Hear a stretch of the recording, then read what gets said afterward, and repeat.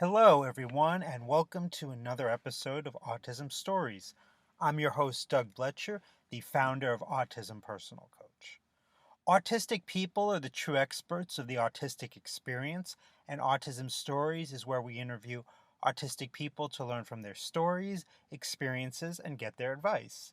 If you would like to be notified about each week's episode of Autism Stories, we suggest you subscribe on your favorite podcast listening platform. We would also appreciate it if you could give us a positive rating and review, as it will help others to learn about autism stories. Before we get to today's episode and our interview today, I wanted to share a new Autism Personal Coach collaboration that I am just so excited about. We are going to be working with Becca Lori Hector to bring you her live version of her virtual personal development course for autistics. There's no guest I've interviewed here on Autism Stories more than Becca, and I can guarantee you that if you sign up for this course, you're going to learn so much from Becca, who's an autistic advocate who was voted just recently one of LinkedIn's top 12 disability advocacy voices in 2022. To learn more about this course, check out the link in the podcast description of this episode. Now, on to today's episode, in which I have the pleasure to talk with Ziale Evans about one of the biggest stressors in all of our lives, and that's moving, and how this takes a toll on her mental health every time she does it. Also, we will talk about her experiences in terms of sensory nightmares while shopping and creating videos on social media. We hope you enjoy today's conversation. Ziale, thanks so much for joining me today. Thank you for having me. I wanted to kind of start out and just learn, where does your story in the autistic community begin? Yeah, so it started about a year ago.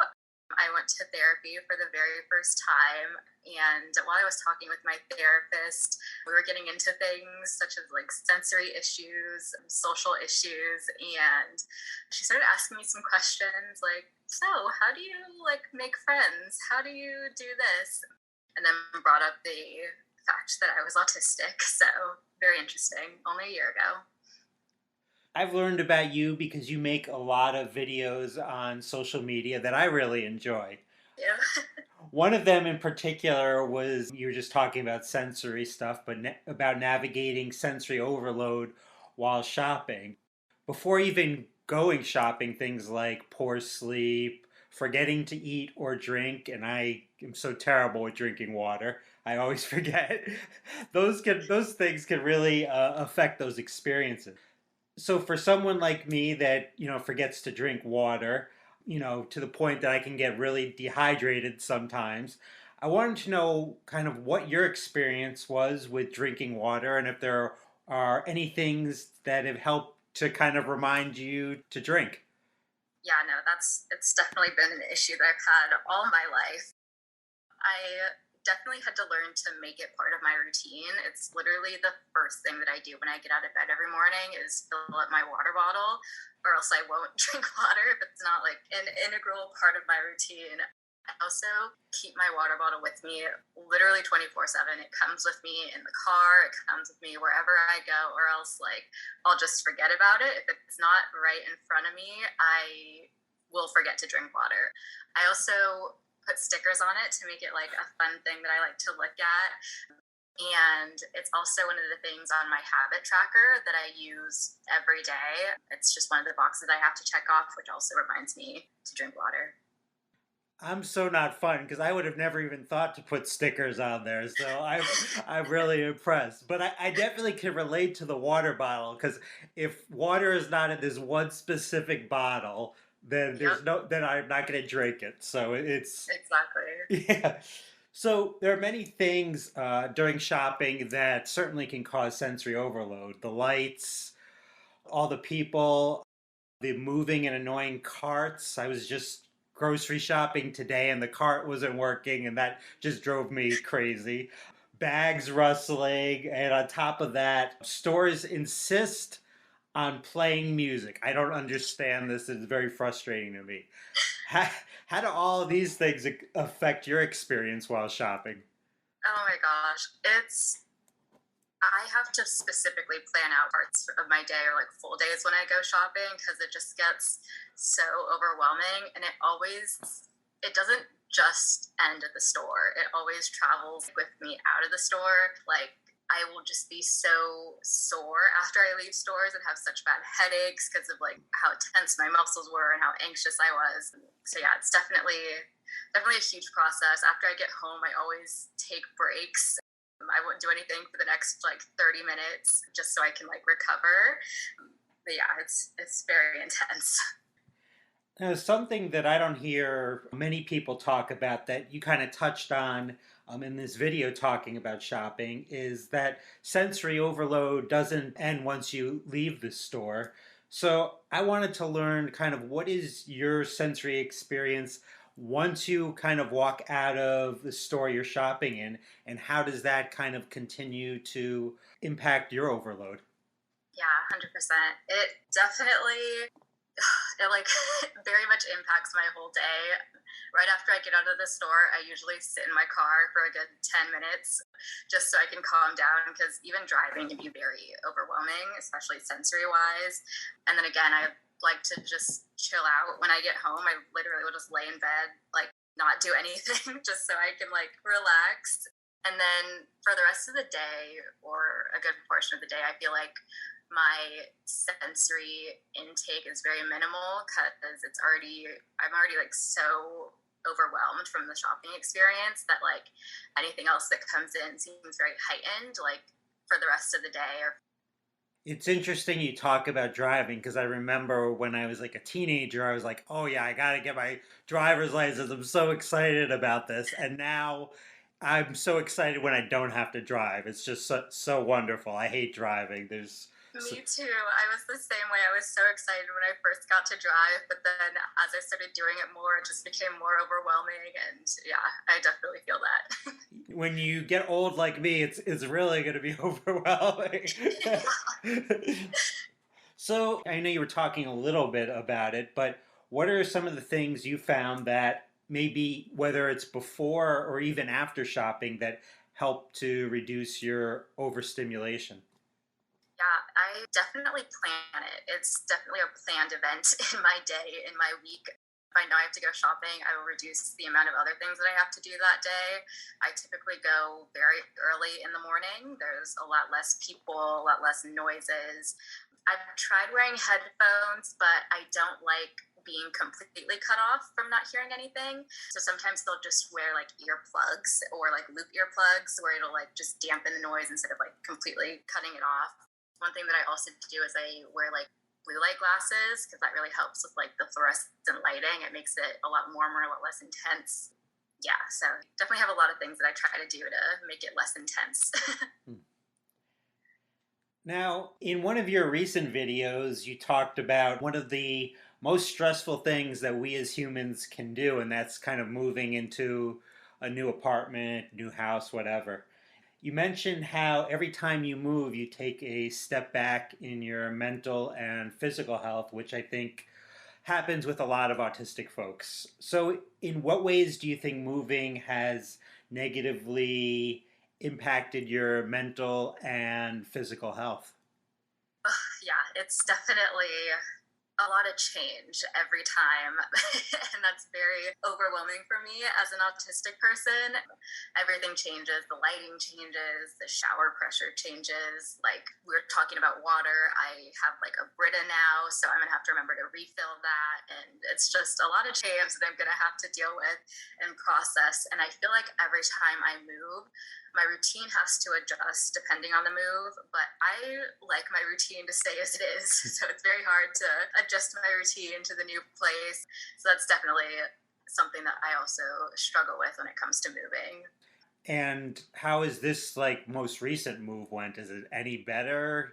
Or is it just once again I'm changing my schedule? It's just like it's not gonna get any better. It's Yeah, it's definitely different because this is the first time that I'm living completely by myself. I won't be living with a roommate or family members or anything like that. So that part is very intense and I'm very nervous about that. But I feel like it has been a little bit easier because I've been preparing and I know that it's going to be a big change. So I've been prepping myself sort of and trying to prepare what in my routine is going to stay the same. And that's brought me a lot of comfort. And I also went to a support group for late diagnosed autistics last week, and I got some amazing advice from them. They told me to have dinner ready the first night so I don't forget, have it already planned. They said to have all of your comfort items like easily accessible. So I feel a lot more prepared, which has helped a lot. It's all about executive functioning so often. It's all, Yeah. so much is about planning. I mean, I remember my first place that I lived by myself. I was such a disaster, especially executive functioning, cleaning. Oh my goodness, making food for myself. But I'm just wondering, like, it took me so long to kind of learn these things, and it seems like at a much younger age that you have kind of like figured out a lot of these things that took me much longer time. I'm just curious, where do you think that comes from? Definitely therapy. And my therapist changed my life and had me come up with like a habit board, like a whole routine that I did. Came up with just so many techniques that I could use. For example, you mentioned remembering to like cook and eat. I just forget to eat. So she was like, schedule it into your day, make a list of things that like you can eat. And that just helped so much. She definitely just gave me so many skills that I can use. And also learning from other autistic people has been life changing because I feel like learning from neurotypical people can isn't always the best. They might not have like things that'll actually work for me. Hearing from other autistic people, I'm like, oh, that makes sense. That can work because they think like I do. So Yeah. that helps a lot as well.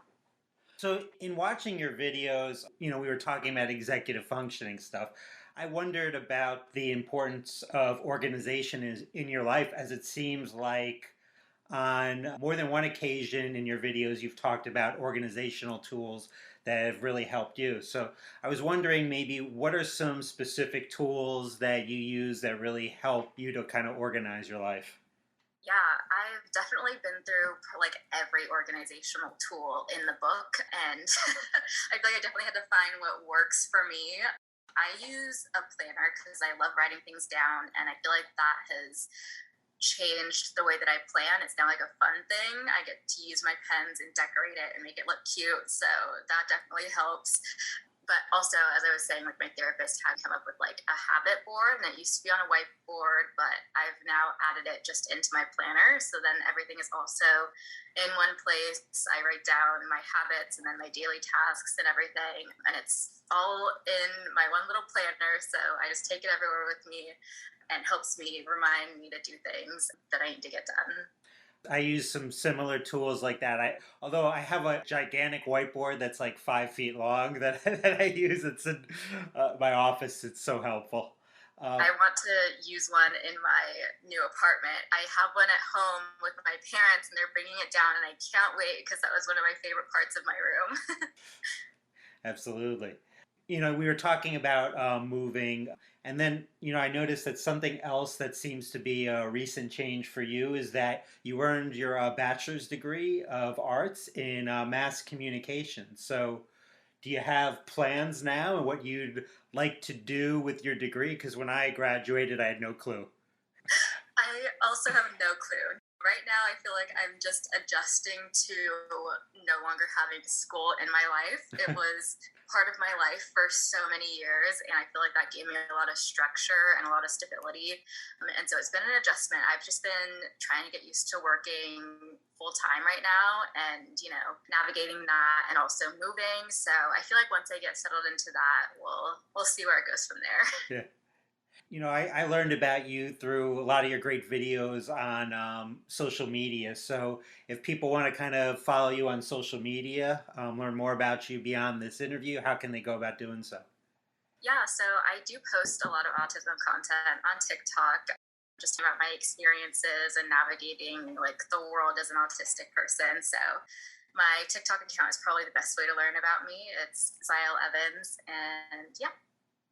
Well, I definitely urge people to do that. I think you have some great videos. I saw one today of your scripting video. I thought that was great. I urge people specifically to check out the scripting, but all the videos are great. Thank you so much. Ziale, I really appreciated getting to know you a little bit. Thanks so much for making the time to talk with me today. Thank you for having me. It's been great. Thanks so much to Zale for the conversation. To learn more about her, please check out the link in the podcast description for this episode. Whether it's support with moving or helping you to develop strategies to make shopping less of a sensory nightmare, Autism Personal Coach is here for you. We've helped many clients navigate these challenges and certainly can do the same for you. If this is something that you're interested in learning more about, then please visit autismpersonalcoach.com for more information. I hope you enjoyed this episode of Autism Stories, and if you did, if you could tell a friend, foe, or anyone you know about it so they could have the same enjoyable and educational experience as you when listening to Autism Stories, it would be very much appreciated. Until next time, I'm Doug Bletcher of Autism Personal Coach. Talk to you then.